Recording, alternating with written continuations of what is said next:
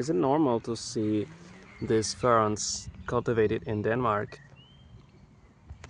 They grow very tall, uh, around 1 meter in height, and here you can see this wonderful prefoliation.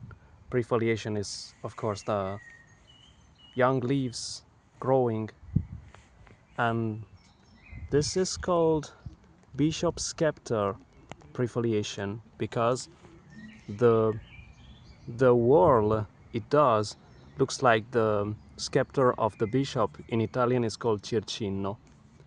And also, as you can see, the leaf has whorled tips because it's divided many times.